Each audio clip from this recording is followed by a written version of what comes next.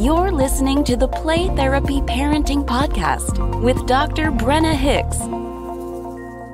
Hi, I'm Dr. Brenna Hicks, the Kid Counselor. This is the Play Therapy Parenting Podcast, where I give you insight, awareness, and enlightenment about your parenting and your relationship with your kids.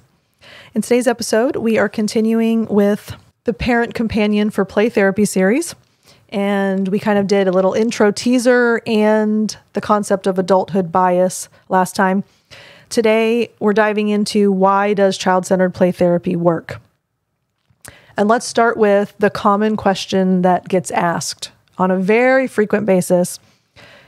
So if the kid just plays, how can this actually help? We hear that all the time. And even parents that have started the play therapy process often say, so if they can just play and work through stuff, why can't they just do that in their bedroom? Or how is just playing going to help if you don't actually ever talk to them about anything? So this is a very common concern and question that comes up.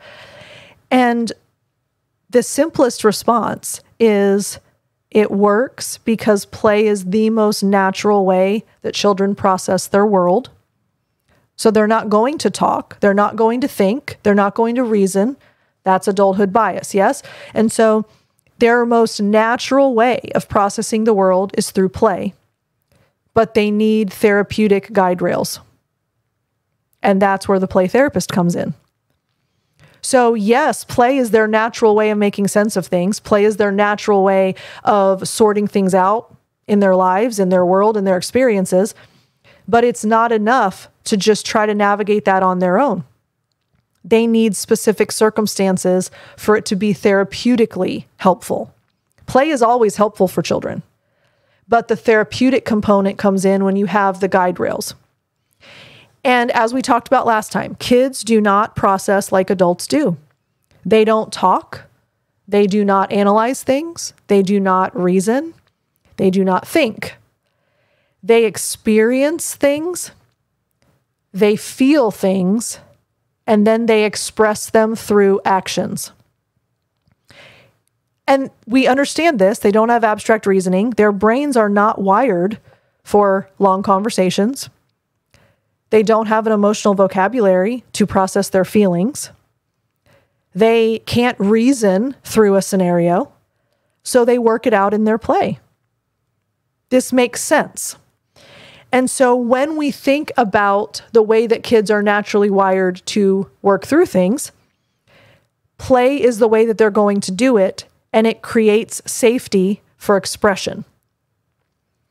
So when kids are playing, they are free to show their fears, their struggles, their concerns, their frustrations, their anxieties, their confusion. On and on and on we go. They feel free to show that stuff without being judged. Because playing something out is different than living it out.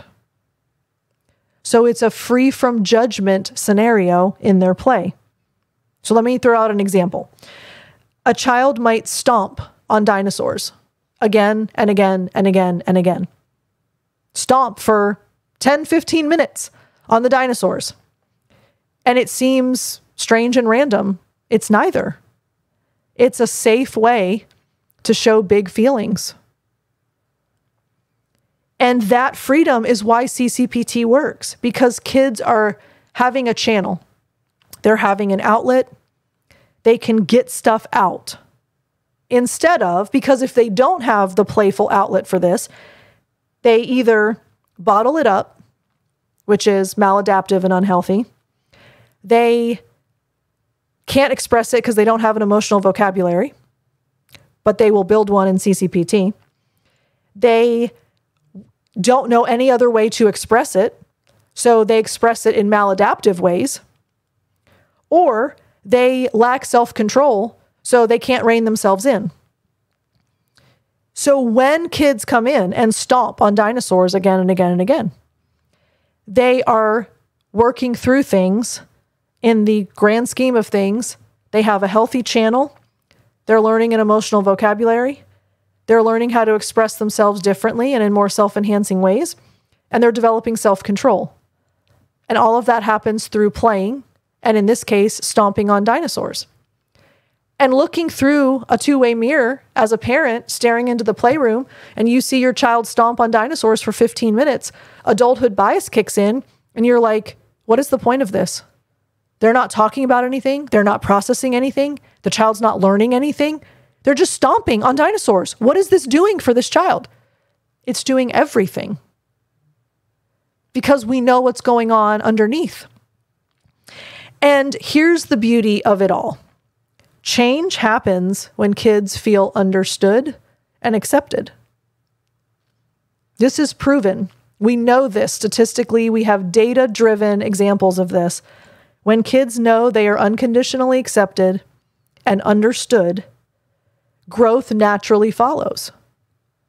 They naturally become better versions of themselves. It comes back to relationship. How many times have we talked about that ad nauseum? I know. But why? Because it matters that much. And through that relationship, through the unconditional understanding and acceptance, they build confidence. They learn to handle their feelings. They discover more effective ways to cope. They build resilience. They build problem-solving skills. But the precursors are the environment and the relationship. And CCPT gives kids the safe environment to do that, and it gives the safe relationship to do that. And it's hard emotional work. Y'all, I don't think I can stress that enough. We think, oh, it's play therapy, so it's fun, it's easy, it's playing. How hard can it be? It's so hard.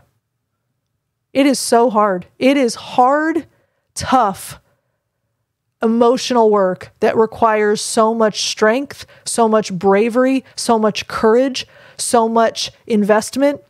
It is hard emotional work, and they can't do it anywhere else.